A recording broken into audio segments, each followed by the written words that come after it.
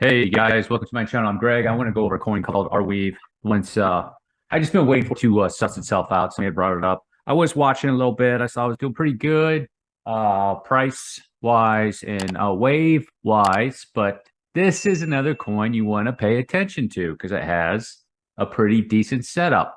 Going to explain why. And not only that, you can see Arweave here has a limited amount of supply, which is good and just a smaller amount of followers. So kind of flying under the radar. But as far as fundamentals, you want to go do that yourself. But I will give you a little bit of a warning. I talked to a lot of people, probably over 10 people. And they told me how Luna fundamentally was so good. I told them in the charts, I said, look, guys, you see all the bearish divergence is forming at the top of that chart. You go back and look at all this bearish. Sooner or later, things gonna fall. So eventually did. I didn't know Luna was having as many issues as it was because of the chart. I just said, hey man, guys, be careful right now a little bit before you start doing that. So fundamentals are not everything. And I will say it, the charts are not everything. So with that said, we're going to go over the technicals of Arweave. Check it out. All right, here's Arweave, guys. We go over the basics right here. Arweave is simple. It is so simple. You have a wave up, and you can see from right here to there is your bearish divergence telling you that is an impulse wave. It's actually a diagonal. You can see that fourth wave came right on top of that first wave, didn't it? Remember, I showed the other examples of how waves like to go on top of other waves. I need to update Gala. See that? I said Gala's going to go right on top of that other wave. The wave that it's making right here is going to go right on top of there. So imagine this. Let's just take this part off right here. You see this? Chop it off right there, Arweave. Chop it off at right this green candle. Chop that off. Okay? So Gala is like this. 1, 2, 3, and Gala's right there. Like that, guys. So you can see how Gala probably has, bam, another one of those coming. I'll go over Gala in a second. So here's your 5-wave sequence. It looks like it's a nice diagonal move that it made. It looks like the wave 1 is the longest wave possibly. It needs to be anyhow. So at least it should be. You have to check that. 1436. Just have to go ahead and, no, the third wave's a little bit longer. It's okay. And then it has a correction here. So let's take a retrace and see what we have on that leg. And it hit 50% on the nose. So it looks like down to 90% off a logarithmic. Let me take the take that out. Now 50%. Yeah, so that's not quite of a deep as a correction. I would be a little bit concerned with that a little bit. It looks like it would have hit that right at that 50%. So it's okay, more than likely it's 50% because the of this type of wave structure that it made. Unlike a regular typical impulse move without the diagonal structure, it would have gone deeper, a lot deeper, but it would have gone a lot higher too.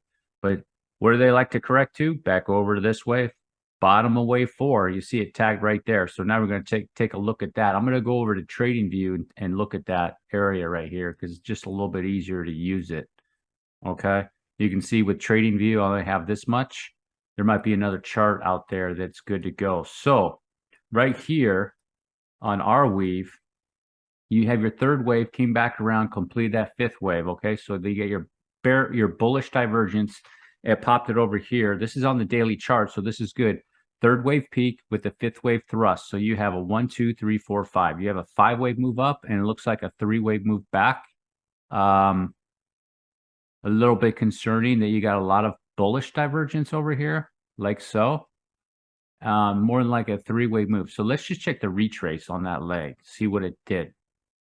Check the retrace on this leg, the bottom to the top, and look at that. 786 retrace for a wave 2 target, guys. So that's looking pretty darn good so far.